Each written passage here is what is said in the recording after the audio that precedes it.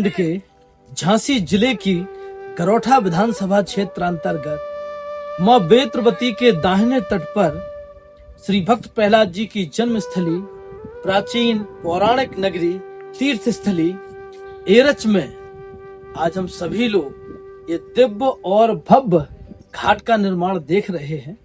ये एरच नगर की जो धार्मिक मान्यता है, जो इसका तीर्थ स्थलीय स्वभाव है, उसको प्रकट करने में, उसको दृष्टिगोचर करने में यह सहायक सिद्ध हो रहा है। केवल धार्मिक मान्यता का ही प्रभाव नहीं, अपितु दैनिक जीवन में भी जुड़ी चीजों को मानसिक और शारीरिक प्रगति के लिए भी इन घाटों पर सुबह से युवाजन खुली हवा में टहलने के लिए आते हैं। घाट पर योग व्यायाम भी लोग करते हैं। योगी जन मां बेत्रवती में स्नान कर यहाँ बैठ करके ध्यान लगाते हैं, पूजा पाठ करते हैं। नाविक जन चारों ओर पर्यटकों को और श्रद्धालुओं को मां बेतवा की गोद में अपनी नाव पर बिठा करके उन्हें विहार कराते हैं। बच्चे रेत में खेलते हैं और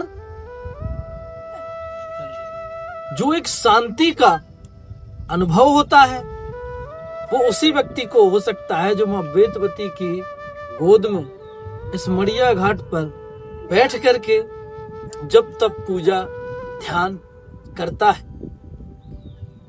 बाकी संध्याकालीन बेला में मां बेत्रवती की जो भव्य आरती का दृश्य होता है, जब हम आकर के इन सीढ़ियों पर बैठ करके देखते हैं कि मां की गोद में बहते हुए जो दीपदान लोग करते हैं वो दीपक दिखाई देते हैं। जब भव्य आरती होती है तो आरती में शंख और घंटियों की जो ध्वनि होती है वो वास्तव में एक ऐसी असीम शांति का अनुभव कराती है। इस दृश्य को हम लोग इस एरच नगरी की पावन भूमि पर जल्द ही आभास करेंगे और बिल्कुल ऐसा प्रतीक होगा जैसे काशी के घाटों पर, हरिद्वार के घाटों पर जो दिव्य और भव्य आरती देख करके हम लोगों के मन में प्रसन्नता और शांति का अनुभव होता है।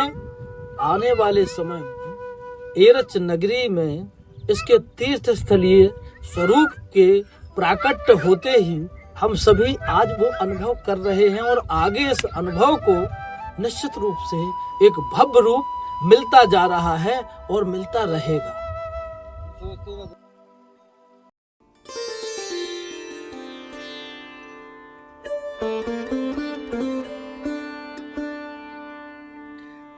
इस प्राचीन पौराणिक नगरी एरच का जो बेतवा जी के आप तट पे देख रहे हैं मड़िया घाट मंदिर है।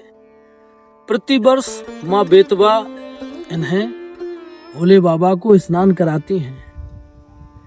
ये भोले बाबा का मंदिर प्रतिवर्ष जब मां बेतवा का चढ़ाव होता है तो ये मड़िया डूब जाती है और सदियों से ये क्रम चला आ रहा है। ये मंदिर आज का नहीं है, अति प्राचीन मंदिर है और ये शिव मंदिर जिसे हम लोग मड़िया घाट के नाम से जानते हैं, प्रतिवर्ष बेतवा जी जब तक भोले बाबा को स्नान नहीं करा लेती हैं तब तक उनका उफान कम नहीं होता है और ये परंपरा सदियों से चली आ रही है। ये प्राचीन मंदिर की बनावट, इसकी मजबूती और इसके कारीगरों ने जो कलात्मकता इसमें दर्शाई है वो वास्तव में देखने योग्य है।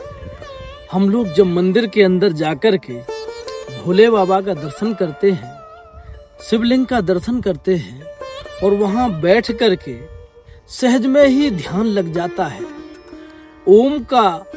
ओमकार का जब हम लोग ये नाद अपने गले से करते हैं तो उसकी जो प्रतिध्वनि सुनाई देती है वो मन में एक अनोखी ऊर्जा का उद्भव कराती है। एक ऐसी ऊर्जा का संचार पूरे शरीर में होने लगता है कि मन बिल्कुल स्तब्ध रह जाता है और शांति से भर जाता है। ओम नमः शिवाय।